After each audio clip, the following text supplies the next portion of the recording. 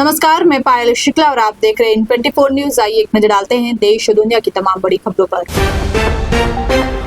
महाराष्ट्र में भाषा को लेकर फिर विवाद। दरअसल दीवा से दहाड़ू के बीच चलने वाली लोकल ट्रेन में गुजराती भाषा में दिए हुए हैं सभी सरकारी विज्ञापन। लोगों ने मराठी भाषा की उपेक्षा का लगाया आरोप। मुंबई के मानखुर्द से AIMIM पार्षद रोशन शेख को बॉम्बे हाई कोर्ट से लगा बड़ा झटका। कोर्ट ने जाति प्रमाण पत्र को अवैध घोषित करने वाले फैसले पर रोक लगाने से किया इनकार। अदालत के फैसले के बाद रोशन शेख का पार्षद पद जाना लगभग तय। मुंबई के मछली बाजारों में मछली काटने पर BMC की पाबंदी। मछुआरों को ग्राहकों को बिना कटी बेचनी होगी मछली, अन्यथा उन पर लगाया जाएगा भारी जुर्माना। फैसले के बाद कोली समुदाय में भारी आक्रोश। मछली बाजारों में मछली काटने पर BMC की पाबंदी से विवाद शुरू। ठाकरे गुट और मनसे ने सरकार को दी खुली चुनौती। मनसे नेता संदीप देशपांडे ने तंज कसते हुए कहा, जलेबी और फाफड़ा बेचना शुरू कर दे मछुआरे। मुंबई करों के लिए बड़ी खुशखबरी। 8 महीने के लंबे इंतजार के बाद चेंबूर जेकब सर्कल मोनोरेल सेवा मई के अंत तक हो सकती है शुरू। सुरक्षा जांच के लिए MMRDA ने की विशेषज्ञों की नियुक्ति। मुंबई के ईस्टर्न एक्सप्रेस हाईवे की मरम्मत में BMC पर करोड़ों की अनियमितता का लगा आरोप। बीजेपी नगर सेवक तेजिंदर सिंह तिवाना ने की जांच की मांग।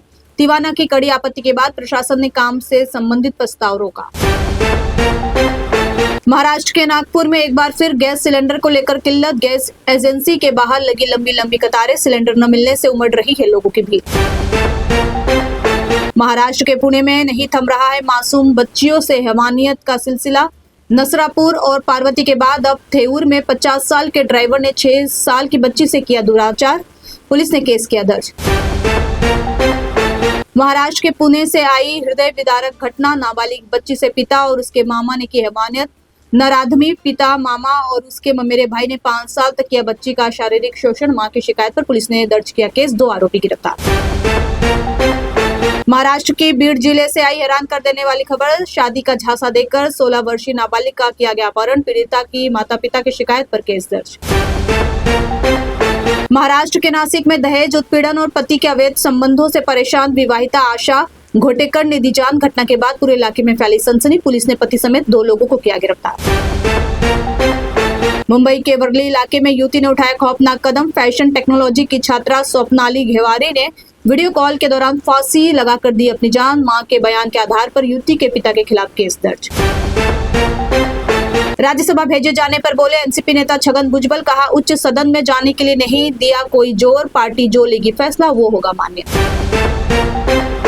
वंदे मातरम को राष्ट्रगान के बराबर दर्जा मिलने का सपा नेता फरहान आजमी ने किया विरोध। कहा, भारत माता की जय पर अभिमान, लेकिन वंदे भारत का करेंगे विरोध। मनसे के संदीप देशपांडे ने कसा तंज।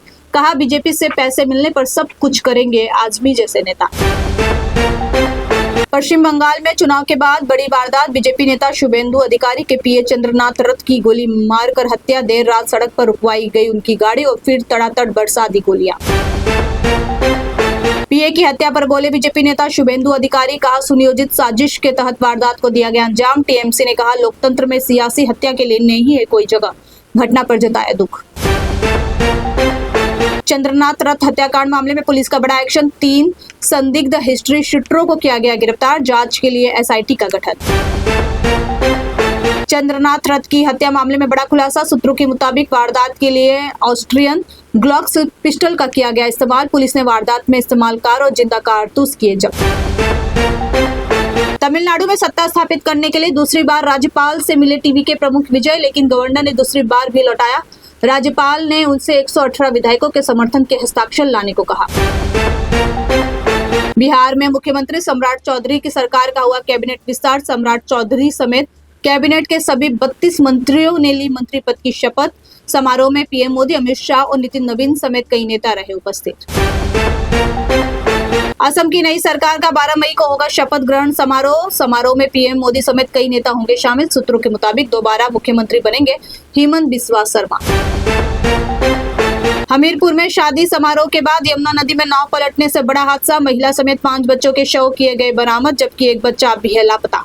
18 घंटे से NDRF और SDRF चला रहे हैं रेस्क्यू ऑपरेशन। विवादित सड़कें चुनर गाने को लेकर हुई राष्ट्रीय महिला आयोग में सुनवाई के दौरान अभिनेत्री और डांसर नोरा फतेही आयोग के समक्ष हुई पेश। आयोग के सामने लिखित में मांगी माफी और कहा भविष्य में नहीं करेंगे ऐसा आइटम सॉन्ग। 7 मई को पाकिस्तान के खिलाफ चलाए गए ऑपरेशन सिंदूर को 1 साल हुए पूरे। पीएम मोदी ने एक्स पर बदल ली अपनी डीपी और लगाई ऑपरेशन सिंदूर से जुड़ी तस्वीर। इसके साथ ही जवानों की वीरता को किया सलाम। ऑपरेशन सिंदूर पर तीनों सेनाओं ने किया नया खुलासा। भारत ने पाकिस्तान के 13 एयरक्राफ्ट और 11 बेस किए तबाह। 65% स्वदेशी हथियारों से पाकिस्तान के आतंकी ठिकानों पर किया गया हमला। फिलहाल के लिए इतना ही। देश दुनिया की तमाम बड़ी खबरों के लिए देखते रहिए इन24 न्यूज। साथ ही इन24 न्यूज के social media platform YouTube, Instagram और फेसबुक को लाइक, सब्सक्राइब और शेयर करना ना भूलें।